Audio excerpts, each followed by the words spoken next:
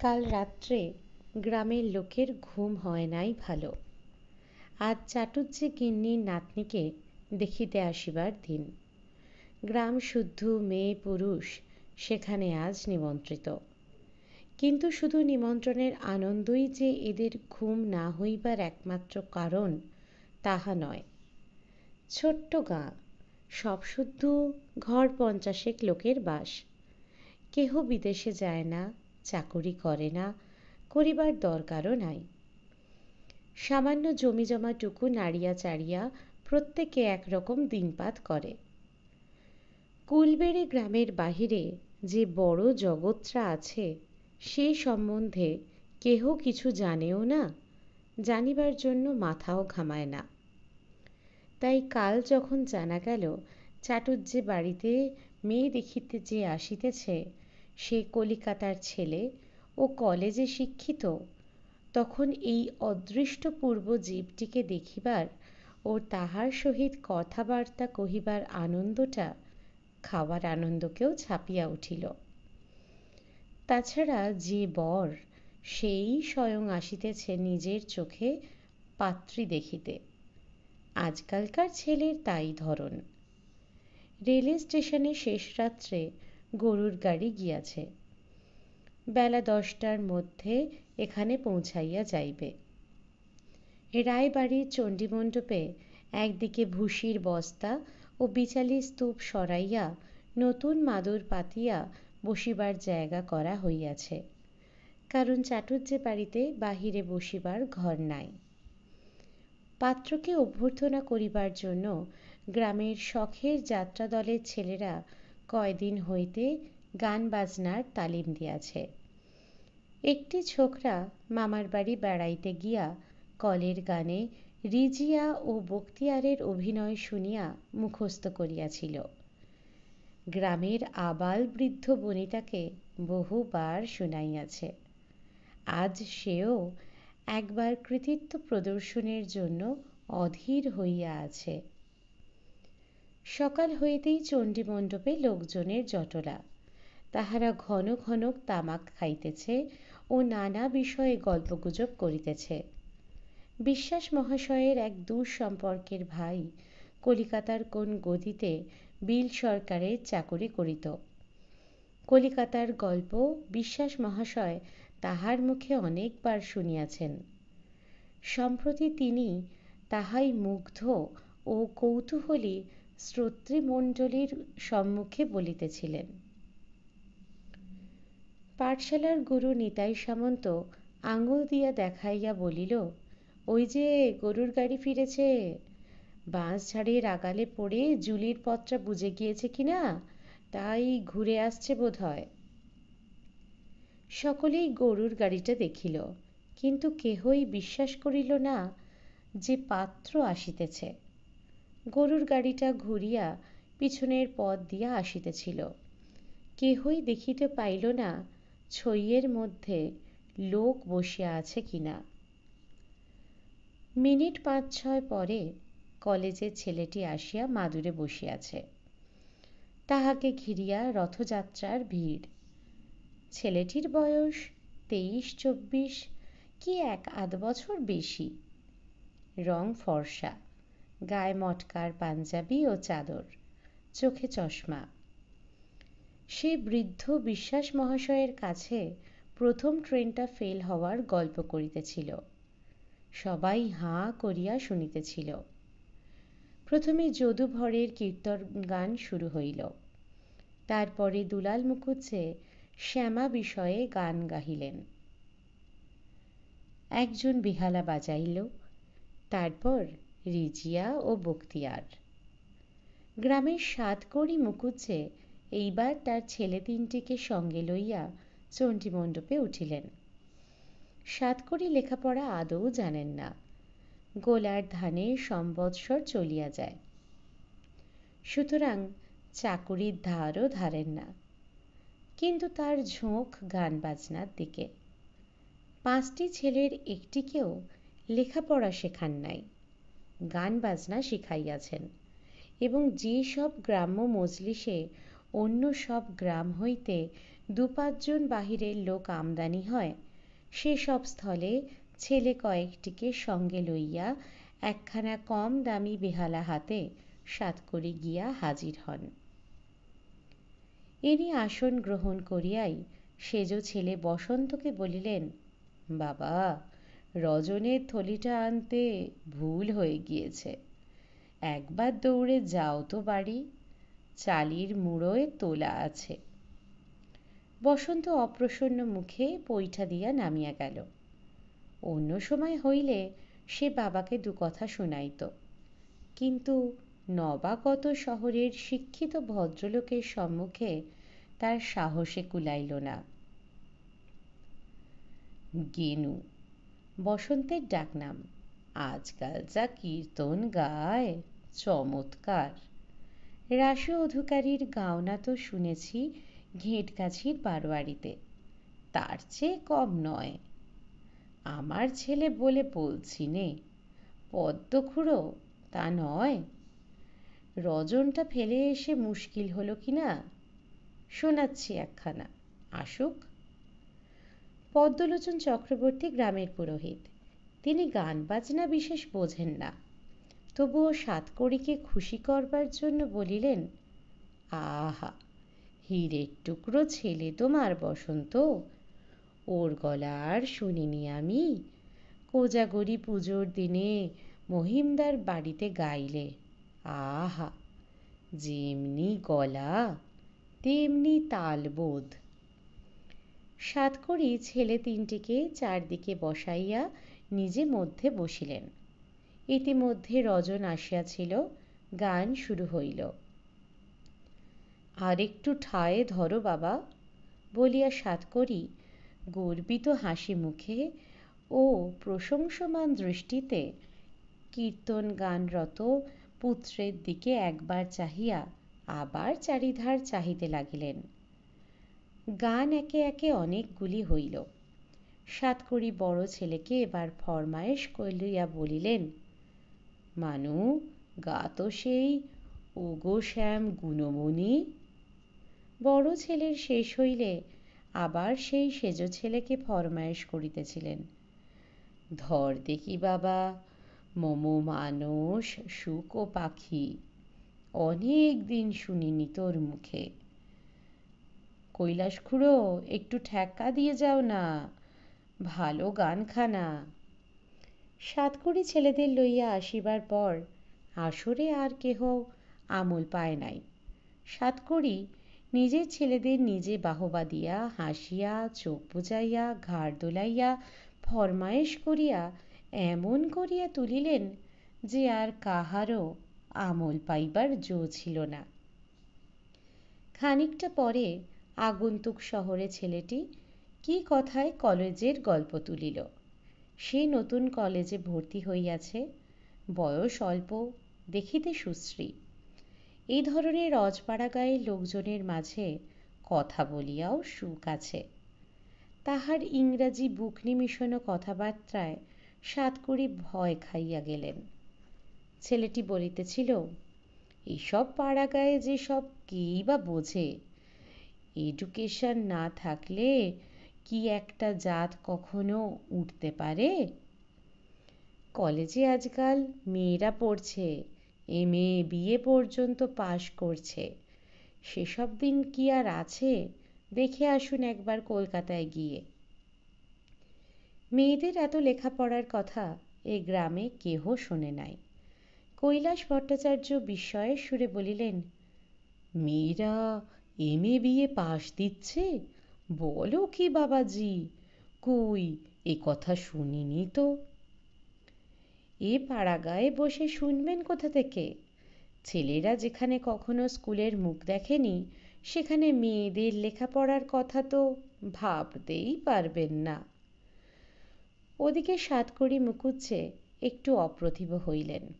শুধু অপ্রতিভ নয়, কোথায় যেন তিনি নিজেকে অপমানিত বিবেচনা করিলেন। 5টি ছেলের কোনোটিকেই লেখাপড়া শেখানোর কোনো চেষ্টাই করেন নাই। গান বাজনা শিখিলে ভদ্র সমাজে মজলিসে সর্বত্র সম্মান ও গৌরব লাভ করা যাইবে। এতদিন তিনি ইহাই জানিয়া আসিয়াছেন, ছেলেগুলোকে সেই অনুসারেই মানুষ করিয়াছেন। কুলবেড়ের বাহিরে বড় জগৎটাকে যে অন্য মানুষের হিসাব নিকাশ প্রচলিত, তাহাদের খোঁজও তিনি জানিতেন না। তিনি নিঃশব্দে তাহার বেহালাখানা খেরোর খোপের মধ্যে পুরিলেন। রজনের থলিটা সবার অলক্ষ্যে বড় ছেলের হাতে তুলিয়া দিলেন। একটু পরে জলযোগের ডাক পড়িল। ইহাও কেবলমাত্র ভাবী পাত্রের জন্য নহে, গ্রামস্থ সকল নিমন্ত্রিত ভদ্রলোকের জন্য। ছেলেটি এই প্রথম পাত্রীর বাড়ি দেখিল। দেখিয়া একটু নিরাশ হইল। 4-5খানি খড়ের বড় বড় ঘর, সামনের উঠোনে বড় বড় গোটাকয়েক গোলা, দক্ষিণে একটা পুকুর, একটি বাতাবি লেবুর গাছ ও কয়েকটা নারকেল গাছ। পাত্রীর দিদিমা বাড়ির কর্ত্রী।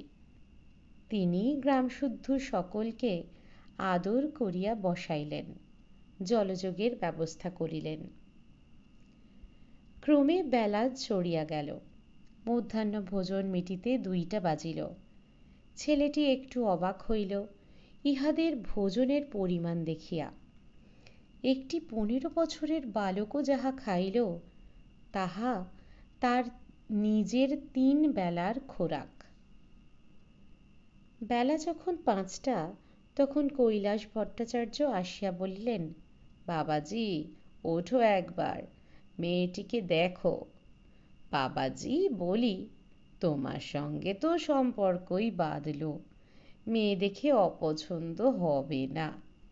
তবে এ তো শহর বাজার নয়, একটু আধটু যা ত্রুটি তা তোমাকে শুধরে নিতে হবে বই কি। এসো বাবাজি। আবার চাটুজ্জে বাড়ির চণ্ডী মণ্ডপে অনেক লোক জড়ো হইয়াছে। গতিক দেখিয়া মনে হয় অদ্যকার মতো একটা উৎসবের ব্যাপার ইহাদের গ্রামে অনেক কাল ঘটে নাই। অন্তত আগন্তুক ছেলেটির তাহাই মনে হইল। নতুবা গৃহস্থ বাটিতে মেয়ে দেখানো রূপ সামান্য ব্যাপারে গ্রাম শুদ্ধ লোকের এত উৎসাহ কেন? মেয়ে দেখিয়া ছেলেটি সন্তুষ্ট হইল। বেশ স্বাস্থ্যবতী, রং খুব ফর্সা নাই হইলেও মানানসই, মুখশ্রী সুন্দর, বড় বড় চোখ। কেবল ইহাদের চুল বাঁধিবার ধরন সে পছন্দ করিল না। পাতা কাটা খোঁপা শহর হইতে কোন কালে উঠিয়া গিয়াছে, আর ইহারা সেটাকে এখনো ফ্যাশন বিবেচনা করে। তাছাড়া অত গয়না কেন গায়ে? গয়নার ভারে মেয়েটি যেন বিব্রত হইয়া পড়িয়াছে। দিদিমা সজল চোখে বলিলেন, ওকে নাও গিয়ে দাদা ভাই, ও আমার যেমন মেয়ে তেমন মেয়ে এদিকে নাই, এ আমি বড় গলা করে বলতে পারি। ওর মা আমাকে ফাঁসি দিয়ে চলে গেল, মেয়ে তখন 3 মাসের, সেই থেকে আমার কাছে মানুষ। আমারও তো ও ছাড়া আর কেউ নেই। ওর বাবা কোনো খোঁজ নেয় না।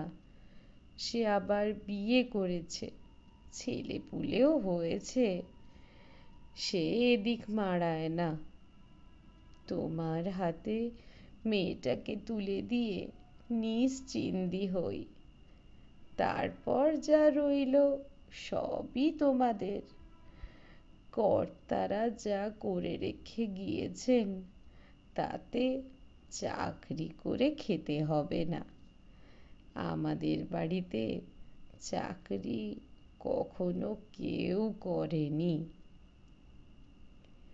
কৈলাস ভট্টাচার্য বলিলেন, এ গায়ে কখনো কেউ চাকরি করেছে বৌ ঠাকরুন?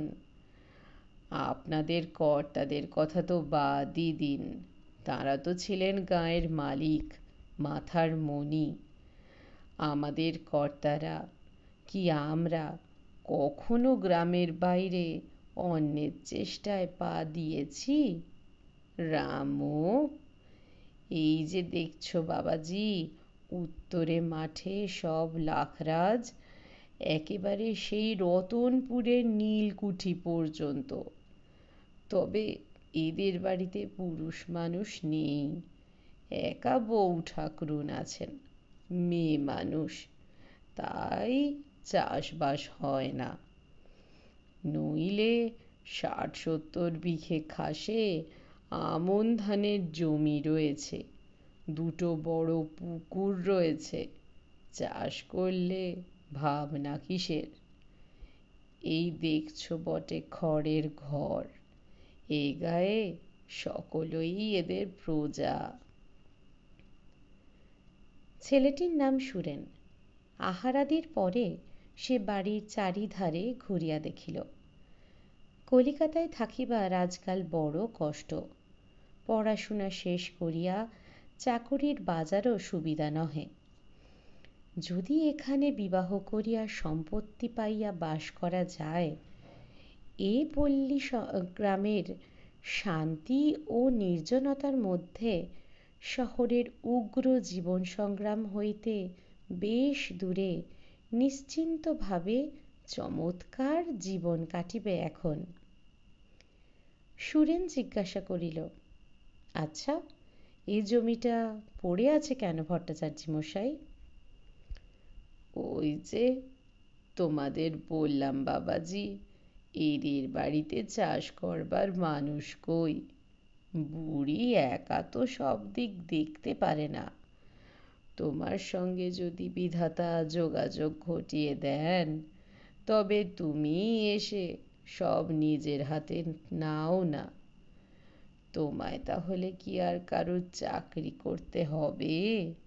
পায়ের ওপর পা দিয়ে চাটুজ্যেদের 7 পুরুষ এই ভিটেতে দুধ ঘি খেয়ে কাটিয়ে গিয়েছে, তোমারও কাটবে।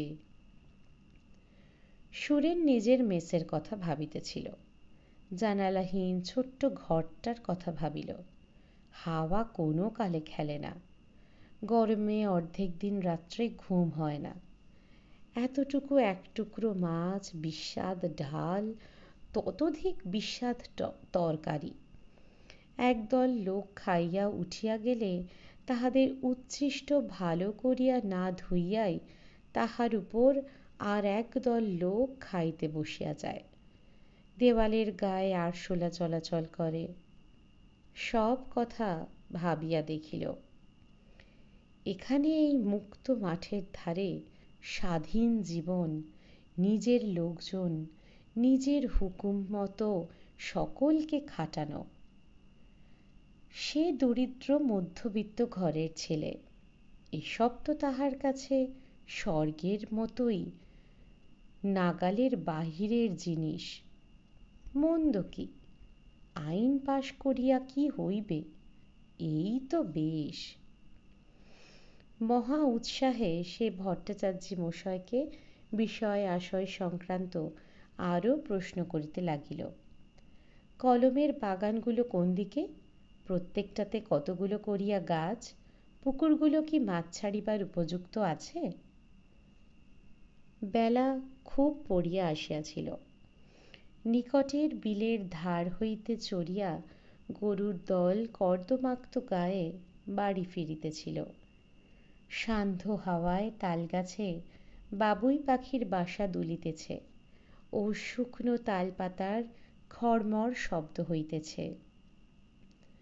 সুরেন একা একটু বেড়াইবার জন্য দক্ষিণের মাঠের রাস্তাটা ধরিল। কৈলাস ভট্টাচার্য এবার সঙ্গে সঙ্গে আসেন, সে সেটা চায় না। কিন্তু ভট্টাচার্য মশাই খোশ গল্পের শ্রোতাকে অত সহজে ছাড়িয়া দিতে রাজি নহেন। তিনিও সঙ্গে সঙ্গে চলিলেন। শুভরত্নপুরের খড়ের মাঠটায় সালিয়ানা 300 টাকা আয় ছিল বাবাজি। বাড়ুজ্যে গিন্নি তো বোঝেন না, ওকে ঠকিয়ে সেটা 12 ভূতে খাচ্ছে। তুমি দেখে শুনে খাসে আদায় করবে, শিখিয়ে দিলাম তোমায়। সন্ধ্যার পরে আবার অনেকে চণ্ডীমণ্ডপে জড়ো হইল। সুরেন এবার যেন এখানকার এই সকল আনন্দ স্রোতে নিজেও ভাসিয়া গেল। সাতকড়ির বেহালা 2-3 বার ফরমাইশ করিয়া শুনিল, তার ছেলের কীর্তনের তারিফ করিল। সাতকড়ি বলিল, গাঁয়ের সব ছেলেরা আমায় ধরেছে, তোমায় বলতে সাহস করে না বাবাজি। এবার ওরা একটা শখের দল খুলেছে, তোমায় কিছু চাঁদা দিতে হবে। তিনি আরও কি বলিতে যাইতেছিলেন, এমন সময় একটি লোক হাসি মুখে চণ্ডীমণ্ডপে উঠিয়া হাত তুলিয়া সকলকে নমস্কার করিল। সাতকড়ি বলিলেন, এসো মাস্টার, বসো। স্কুল ছেড়ে দিয়ে এলে? সুরেন বাবাজি, এর সঙ্গে তোমার আলাপ নেই। ইনি পাশের গাঁয়ে স্কুলে খুলেছেন, খুব ভালো মাস্টার। নিভাননীকে ইনি একবেলা ইংরাজি পড়ান। মাস্টার সুরেনের দিকে চাহিয়া দাঁত বাহির করিয়া হাসিল। তাহাকে দেখিয়া সুরেনের মনে বিশেষ ভক্তির উদ্রেক হইল না। এমন তেল মাখিয়াছে যে কানের পাশ দিয়া গড়াইয়া পড়িতেছে। মুখ পানে লাল, বোকার মতো হাসিটা। হ্যাঁ, ইংরাজির অধ্যাপক বটে। ভাবি পত্নীর ইংরাজি শিক্ষাটা হইতেছে ভালোই। মাস্টার জুটিয়াছে যখন এমন। মাস্টার বসিয়া বকবক করিতেছিল। নিজের কৃতিত্ব ব্যাখ্যা করিবার সুযোগ কে ছাড়ে? কি করিয়া নিভাননীকে অক্ষর চিনাইল, কি করিয়া এ বি সি লিখিতে শিখাইল, সেই সব বলিল। মাস্টারের কথা শুনিয়া সুরেনের মনে হইল ফার্স্ট বুকের ঘোড়ার গল্প তার ইংরাজি ভাষাজ্ঞানরূপ সৌধের সর্বোচ্চ সীমা। অতএব ছাত্রীর বিদ্যা কিরূপ হইয়াছে তাহা সহজেই অনুমান করা যাইতে পারে। কিন্তু কি করিবে সে? এই দূর পাড়াগাঁয়ের অশিক্ষিত মেয়েকেই জীবন সঙ্গিনী করিয়া লইয়া ছাড়া গত্যন্তর নাই। মেসের দেনা মিটাইতে না পারিলে আগামী মাসে ছাড়িতে হইবে। চারিধারে বন্ধুবান্ধব মহলে দেনা দেনা। কলিকাতায় আর কতদিন টিকিয়া থাকা চলিবে? ভাগ্যে সে এই মেয়েটির বাপের এক বন্ধুর নিকট হইতে মেয়ের সন্ধান পাইয়াছিল। তিনিও তাহার মেসেই থাকেন। তাহার চিঠি লইয়াই সে এখানে আসিয়াছে মেয়ে দেখিতে। পাল্টি ঘর, দেখিতে সুশ্রী, কলেজে পড়াশোনা করিতেছে, ইহাদেরও আপত্তি হইবার কথা নয়। কিন্তু একটা গোলমাল আছে, সে কথা এখনো পর্যন্ত সে কাহাকেও বলে নাই, কারণ কেহ তাহাকে জিজ্ঞাসা করে নাই। সে অতি দরিদ্র, তাহার নিজেদের ঘর বাড়ি পর্যন্ত নাই। তাহার বাবা চিরকাল শ্বশুরালয়ে বাস করেন, সেকালের ঘর জামাই। ইহাদের কথাবার্তায় সে বুঝিতেছে যে শিক্ষিত ও শহুরে পাত্রের হাতে মেয়ে দিলে মেয়ে শহর বাজারে বাসায় থাকিবে, গাড়ি ঘোড়া চড়িবে, গয়নাগাটি পরিবে। ইহা মেয়ের দিদিমার একটা স্বাদ, এবং সম্ভবত মেয়েরও। কিন্তু তাহার দ্বারা কোনো স্বাদই যে পূর্ণ হইবার নহে, সেই কথা খুলিয়া বলা হয় নাই। সে বন্ধুবান্ধবের নিকট হইতে কাপড় জামা চশমা ধার করিয়া আনিয়াছে বলিয়া ও চেহারাটা সুশ্রী বলিয়া উহাদের পক্ষে ধরিয়া লওয়া স্বাভাবিক যে সে অবস্থাপন্ন গৃহস্থ ঘরের ছেলে। ইহারা সন্ধান করিয়াও আসল ব্যাপার বাহির করিতে পারিত না, কারণ তাহার মামারা সত্যই অবস্থাপন্ন। তাহার পিতা মাতা ও ভাই বোনের সে বাড়িতে স্থান সে বাড়ির চাকর বাকরদের চেয়েও নিচু। তাহা ইহারা বাহির হইতে বুঝিতে পারিবে কি? বিশেষত এই ধরনের সরল প্রকৃতির লোক এরা। নানা দিক ভাবিয়া সে এখানে আসিয়াছিল। মেসের ভদ্রলোকটির মুখে সে সবই শুনিয়াছে। মেয়ে জামাই এই সম্পত্তির উত্তরাধিকারী হইবে, সত্য বটে। সে এখন নয়, বৃদ্ধার মৃত্যুর পরে। তবুও সারা জীবনের অন্য সমস্যার মীমাংসা বিবাহের সঙ্গেই হইয়া যাইবে। কিন্তু সে যদি অবস্থা গোপন করিয়া বিষয়ের লোভে এখানে বিবাহ করে, যদি সে কাহাকেও কিছু না ভাঙে, হয়তো ইহারা কোনো অনুসন্ধান করিবে না, হয়তো বিবাহ হইয়া যাইবে। কিন্তু সে কাজের পরিণাম ভালো নয়। ইহার পর স্ত্রী পর্যন্ত তাহাকে অশ্রদ্ধা করিবে। রাত্রে সুন্দর জ্যোৎস্না উঠিল।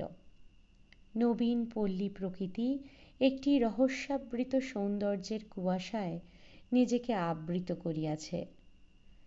সারা রাত সে ঘুমাইতে পারিল না। অত্যন্ত সহজেই এই বাড়ি, এই গ্রামের মাঠ, বন তাহার আপনার হইতে পারে। কি করিবে সে? পরদিন সকালে উঠিয়া সে যাত্রার জন্য প্রস্তুত হইল। কিন্তু সেদিন সকালে কৈলাস ভট্টাচার্য তাহাকে নিজের বাড়িতে যাইতে বলিয়াছিলেন। সুরেনের আপত্তি তিনি শুনিলেন না। বলিলেন, বাবাজি, ভারী তো খাওয়াবো, দুটো মাছের ঝোল ভাত, তার জন্য কি তোমার ট্রেন ফেল করাবো আমি?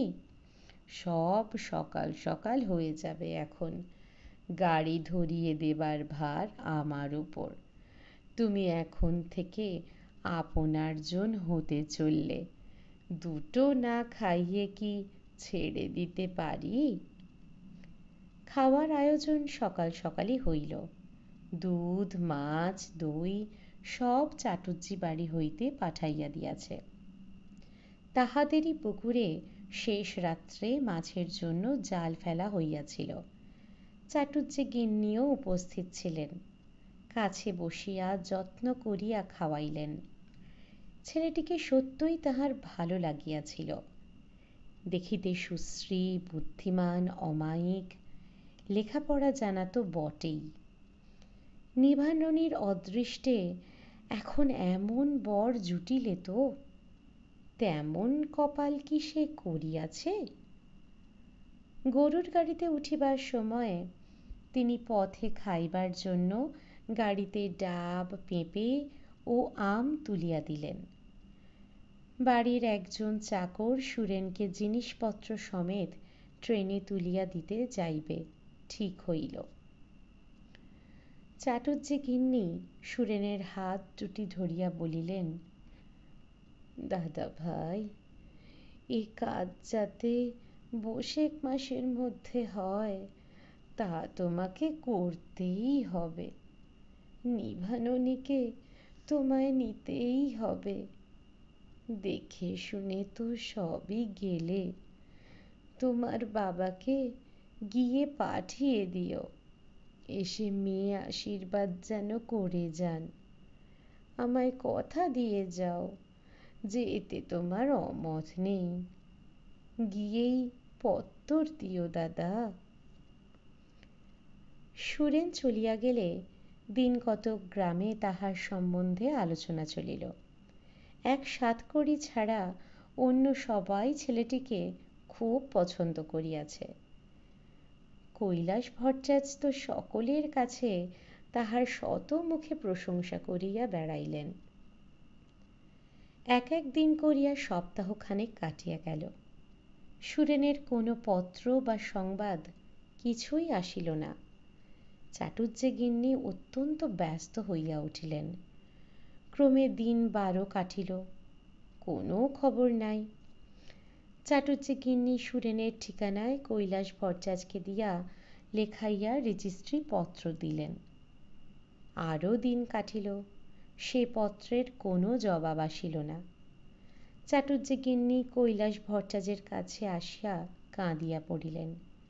কৈলাসের নিজের বড় ছেলে রাম পাশের গ্রামের নবীন কাপালির সঙ্গে দিন কতক আগে কাঁঠালের ব্যবসা করিয়াছিল। বার তিনেক কাঁঠালের চালান লইয়া কলিকাতায় গিয়াছিল। সুতরাং তাহাকেই সুরেনের বাসার ঠিকানা দিয়া কলিকাতা পাঠানো হইল। 3 দিন পরে রাম ফিরিল। কলিকাতার মেসের সেই বাবুটি একখানা পত্র দিয়াছেন। সেখানা সে বাবার হাতে দিয়া চুপ করিয়া রহিল। কৈলাস পত্রখানা খুলিয়া পড়িলেন। সুরেন বাঁচিয়া নাই। এখান হইতে ফিরিয়া দিন কতক পরে সে নিজের দেশে অর্থাৎ মামার বাড়িতে যায় পিতার সঙ্গে সব কথা খুলিয়া বলিতে। সেখানে কলেরা হইয়া মারা গিয়াছে। সময় কাহারও জন্য অপেক্ষা করিয়া বসিয়া থাকে না। পরের শ্রাবণেই নিভাননের বিবাহের দিন স্থির হইয়া গেল। পাড়ার বড় চণ্ডীমণ্ডপটাতে আবার বিস্তৃত বরাসন পাতা হইয়াছে। দুপুরের পর হইতে গ্রামের ছোট ছেলেমেয়েরা জড়ো হইয়া ভিড় করিতেছে। গ্রাম শুদ্ধ সবারই আজ চাটুজ্জে বাড়ি নিমন্ত্রণ। শুদ্ধ ব্রাহ্মণ পাড়াটুকু যে তাহা নয়, শূদ্র ভদ্র সবারই। কৈলাস ভট্টাচার্য ব্যস্ত আছেন, কারণ চাটুজ্জেদের পুকুরে সব ছোট মাছ বলিয়া মহিমপুরের নিকারীদের মাছের বায়না দেওয়া হইয়াছে। মাছ এখনো আসিয়া পৌঁছায় নাই। বৈকালে বরের দল আসিল। বরের বাড়ি এদিকেই, গোটা 2 স্টেশন পরেই।